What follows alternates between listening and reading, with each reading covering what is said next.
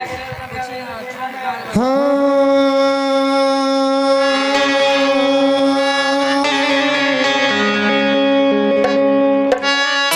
रे डोली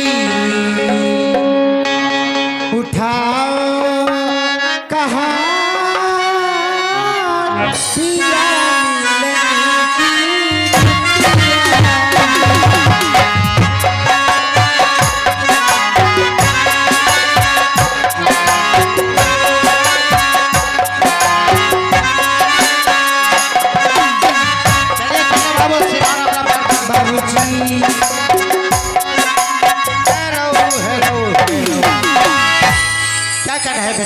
हे महाराज, क्या बात है? मैं बाबूजी से कुछ संदेशा लेना चाहता हूँ। क्या कुछ संदेश बाकी है? हाँ। ठीक है महारानी, जो भी बाकी है मांग लो। आप 10 मिनट मेरा इंतजार कीजिए, मैं बाबूजी से बातें कर रही हूँ।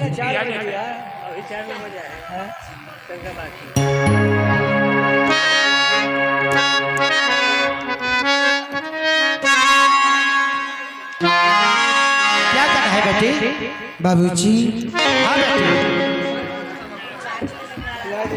बचपन से लेकर के जवान हो गई आपके सामने, आज तो मैं आपको छोड़ के जा रही हूँ। बाबूजी, क्या चाह रही है इसे कहो।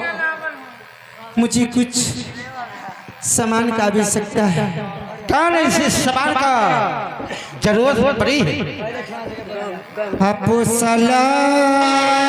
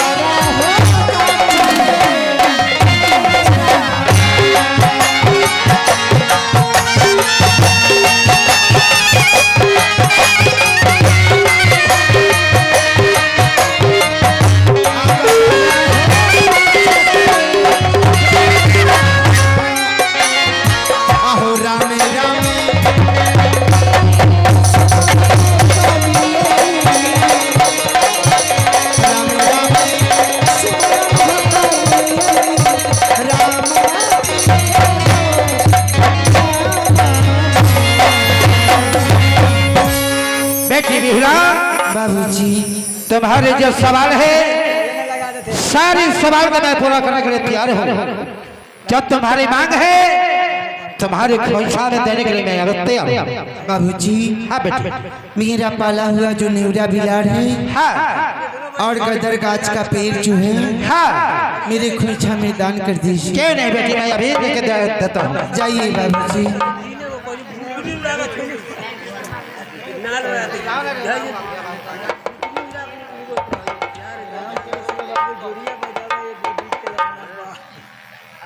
बेटी इसमें नर बिलार और गाछ सहित है। बाबूजी हाँ बेटी। हमसे जो गलती सलती हुआ होगा मुझे माफ कर दीजिए। नहीं बेटी, तुम्हारा कोई गलत नहीं है।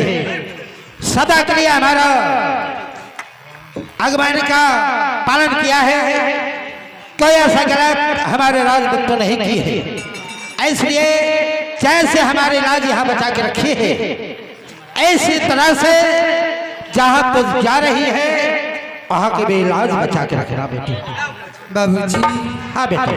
हम कोई ऐसा काम नहीं करेंगे जिससे आपको सभा कोई ऐसा शिकायत मुझे पहुँचे और आपके समाज में मैं आपको सर झुका करके चलने नहीं दूंगी। हाँ बेटी, ऐसा ही होना चाहिए। बेटी जो होती है बाप के सर का ताज होती है बाबूजी। हाँ मैं शिकायत का मौका नहीं दूंगी। ठीक है बेटी।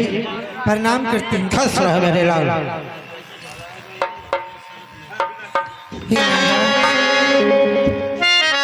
बाबूजी वो तो मेरे बाप का पिताजी थे, आप तो मेरे धर्म का पिता है। हाँ बेटी, आज से आप ही मेरे पापा हैं। अब जितना मोह आया था पापापुर शहर के, अपने राज के, अपनी सखी सहेली की, सखी सहेली से मिल चुकी है। बस मिल लेती हूँ बाबूजी। मिल लो। ठीक हो चलो रे डोली पिताजी पिया मिलने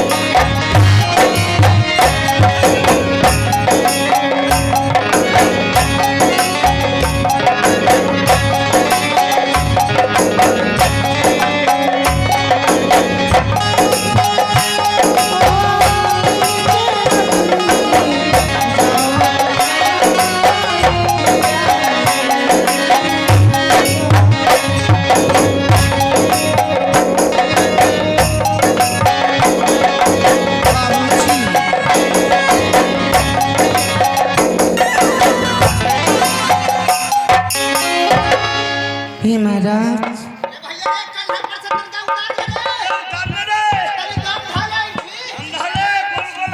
महाराज महाराज महारानी क्या बात है? हे महाराज, जब आप हमारे घर पर बाराती लेकर के आ रहे थे तो सारी बाराती लेकर के गंगा में आप लोग डूबे थे कि नहीं? हाँ उस दिन आकर के माता गंगा से मैंने अर्जू विनती की और माँ से कही कि मेरे साथ सभी बारातों के ऊपर कर दीजिए माता जी, नहीं तो मैं शादी होने से पहले मैं विधवा हो जाऊंगी, मेरा घर बर्बाद हो जाएगा। माता जी से कही, माता जी सभी बाराती को ऊपर कर दिया, आपको भी ऊपर कर दिया। उसके बाद मेरा शादी हुआ है। मैं माँ गंगा का दर्शन कर लेती हूँ और आप भी कर लीजिए, उसके बाद चलिएगा। ठीक है महारानी, बात को मंजूर है। हे माता गंगा, मेरा कोटि कोटि प्रणाम है। आज आपके कारण मैं सुहागन बन चुकी हूँ। आप आशीर्वाद दीजिए कि मैं सदा सुहागन रहूँ और अगर मैं जब भी मरूँ तो पति से पहले मरूँ। ताकि मैं अभी भी सुहागन हूँ और मरने के बाद भी मैं सुहागन बन करके मरूं।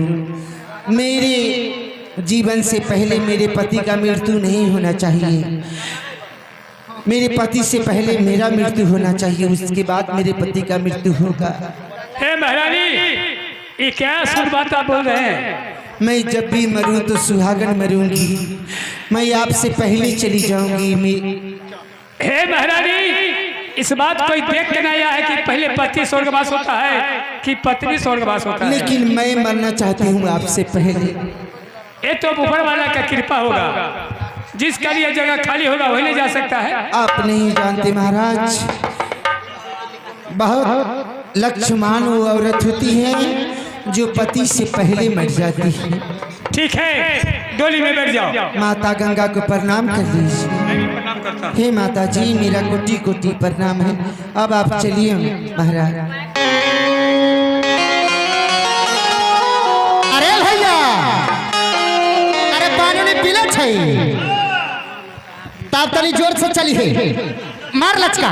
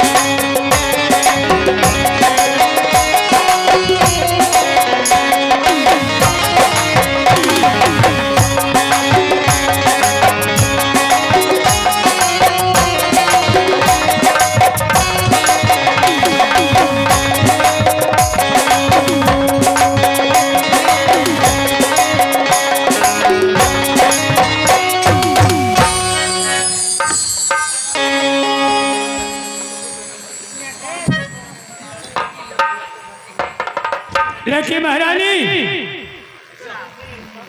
अब तो घर पहुंचने में थोड़ा सा विलम्ब है। अभी हम लोग सीमाने पर आए हैं, सीमान उस पर नहीं जाऊंगा। जरा सा तुम बैठ जाओ, मैं द्वारपाल से कुछ बात कर लेता हूँ। जैसी आज्ञा आपका महाराज। ठीक है।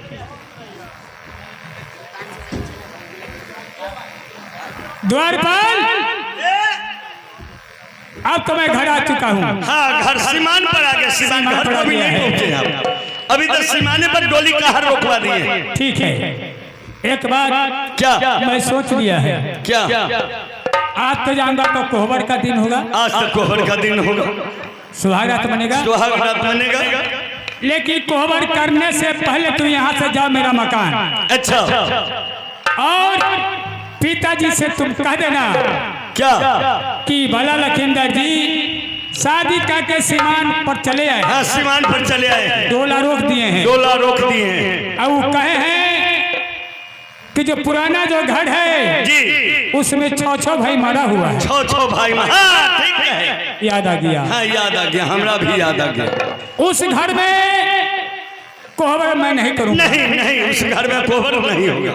पुराना घर से 2-4 लगी अलग जी, एक नया घर अंचल बनना अंचल चाहिए। घर बनना चाहिए नया।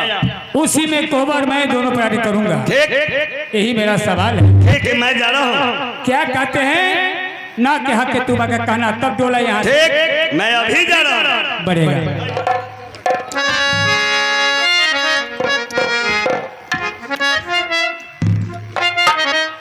प्रणाम मालिक। खुश रहो द्वार फल।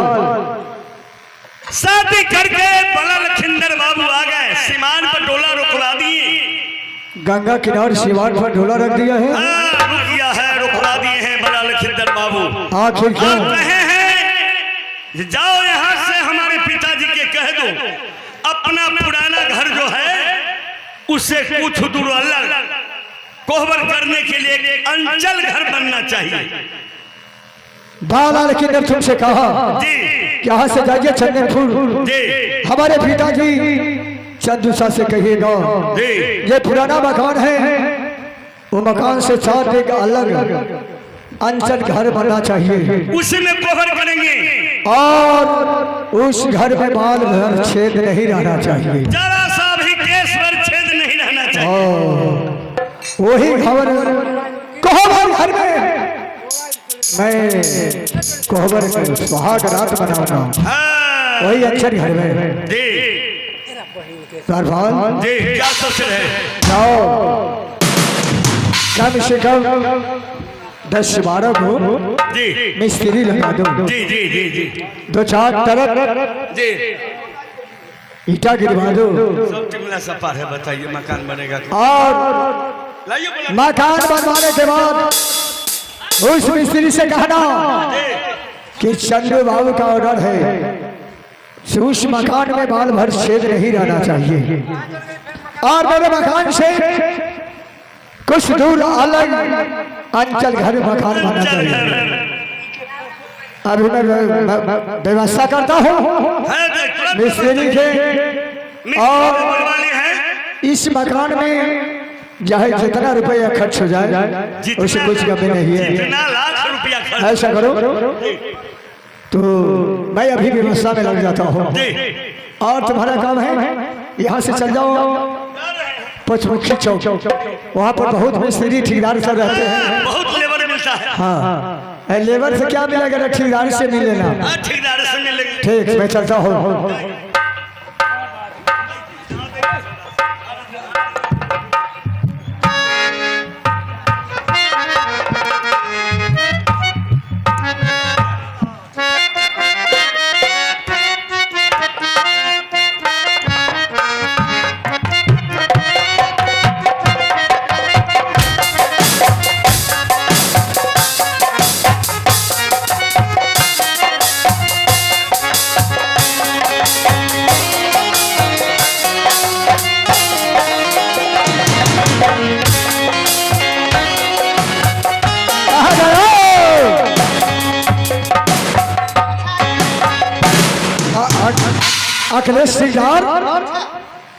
अखिलेश सिंगार के नहीं दिख रहे हैं।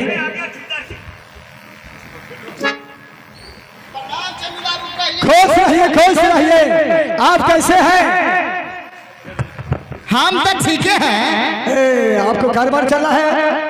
अभी तो हम काम पर जा रहे थे। कै साइड महुआ में चल रहा है आपको? महुआ में 4-5 चल रहा है। बहुत अच्छी बात है। लेकिन मिस्त्री साहब, ठेकेदार साहब, मेरा जो बेटा है बड़ा लखिंदर, हाँ कहिए। उसका क्या नाम है कि पिताजी जो पुराना मकान है वो मकान से कुछ अलग अंचल घर मकान बनना चाहिए। अच्छा। अब उस मकान में बाल भर छेद नहीं रहना चाहिए और उस मकान में बाल भर छेद नहीं रहना चाहिए। और आपका कहने की मतलब है कि मकान बनाना है, हाँ। लेकिन उसमें कोई भी सुराख नहीं होना चाहिए। सुराख नहीं होना चाहिए। और सुनिए, हाँ। आप पैसा कितना लीजिएगा? देखो दुनिया के रेट तो 650 ले छियै, लेकिन अपन अपन वाला बात है, हम लेन देन कर ले छियै अपने से, अपने 750 दे दे। वाह वाह, हमरा रउरा बहुत अपनापन हाँ तो बहुत अपनापन। अपनापन हमरा रउरा बहुत है। ठेकेदार साहब का नाम है कि दुनिया दे रहा है 650 600, आप अपनापन है अपनापन है 750 का है। कोई बात नहीं, कोई बात कोई ज्यादा नहीं कहे, ज्यादा ना कहे, इतना कम में कहे। नहीं, कम में हुआ अपने ठीक ठीक आ लेबर के अलग देवे के होता। लेबर के अलग देवे कोई ठीक ठीक है। अथी लेडीसो है। हाँ 2 गो रखले हती। कहाँ आदिवासी से रहे? हाँ हाँ। इधर सामने कीजिए तो।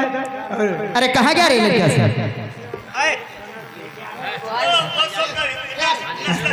तो लेके आना चाहिए। एगो को ला है, एगो पिछड़ा हुआ है, वो बालू में चल रहा होगा, यही है। इसको कहाँ से? दीवापुर से लाए हैं क्या? ई रांची से ला। रांची से लाए। मिस्त्री साहब, हाँ कहो ना। जो मैं आप कह दिए हैं वैसा मकान बनना चाहिए। हाँ हाँ बना दे। और जो पुराना मेरा मकान है कुछ देर बन चलता हो। ठीक है।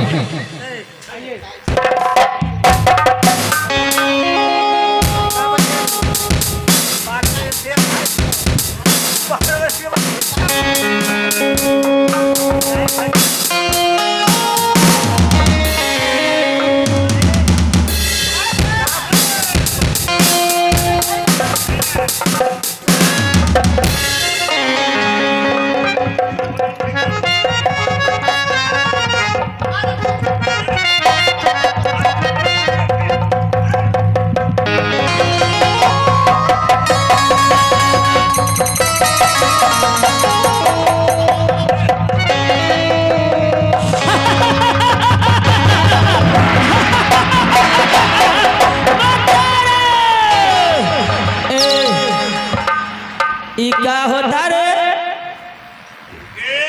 ऐसे तोरा की मतलब हकी होई छै ना होई छै? ए कला छी बच ये अंचल घर अच्छा घर को घर बना थे। अरे बला लखिंदर बाबू के अंचल घर सुन हम कहत हई से बात गौर से सुन। तोहर बात बुझिए। हाँ रे लेकिन नाम अरे सुना देता सुना दे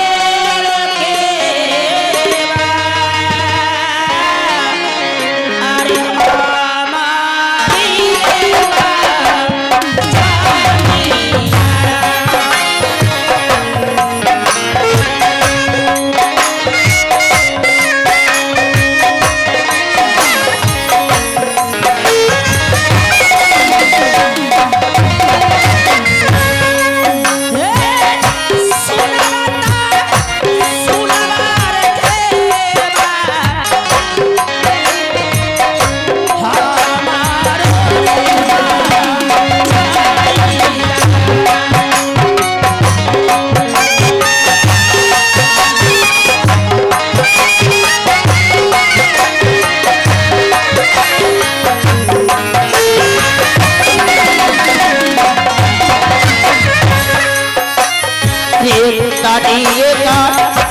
छोरा तेरे बाबूआ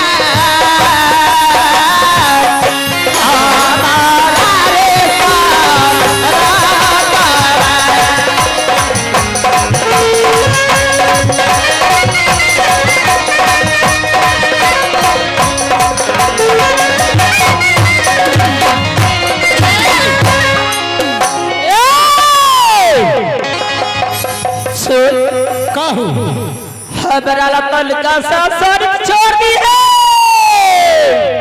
रे बाबा घुल के ना। अरे हम मर सके तो बुझाई आई पेट में लात मारा जाता है। पेट में लात मारबे करतो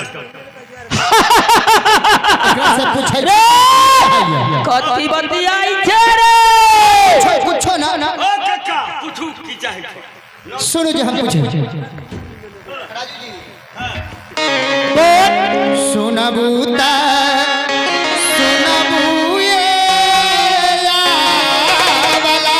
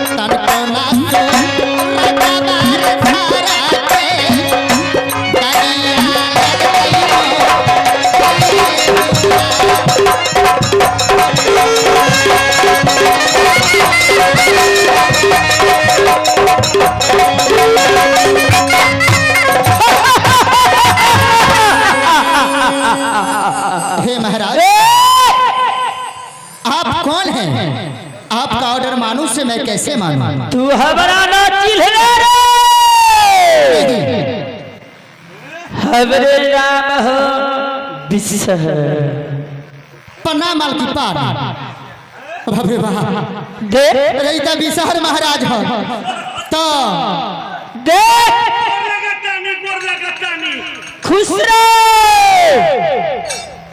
लेकिन बात सुनो, अपने के तो हम पूजा पाठ सब करे छी। हाँ की दिक्कत भेल से दे ई अंचल घर को हमर बनावत है ओ दे ताड़ी साथ सर छोड़ दी है। हे महाराज, आपका अगर हुक्म मारता हूँ तो मैं बाल बच्चा से हाथ धो बैठूंगा। हमारा ऐसे ऐसे बहाना में न घूमो आदत है हम दोनों के आधार कर दी। कक्का हाँ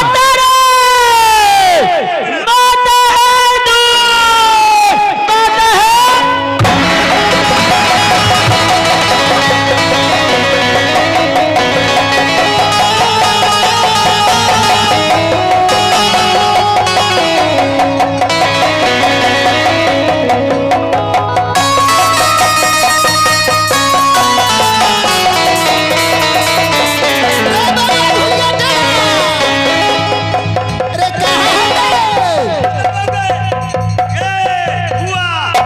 मिसर महाराज है, अपने के बात हम सब मानो, लेकिन हमारा आँख पहले सही कर दे। बोल छोड़ दे छोड़ दे केस भर छोड़ दो केस बार छोड़ दे आँख खोल पहले आँख सही करूँ। आँख खोल ठीक खोल खोल माता रे माता है हे बिसहर महाराज, अपने के बात तो हम मानो, लेकिन हमारे को शर्त है। बोल अपने खिली हमरा पान दे दे, हाँ हम खा के पान के पीठ फेंक दे मुँह पर। चेन हासी देवे हाँ ठीक अपने है समझ जाए कि उतही सुराग छूटल। ठीक हाँ तने पीठ फेंक दे ठीक छोड़ देवे हाँ ठीक है जात कि झूला झूले सात बहेरिया लचिए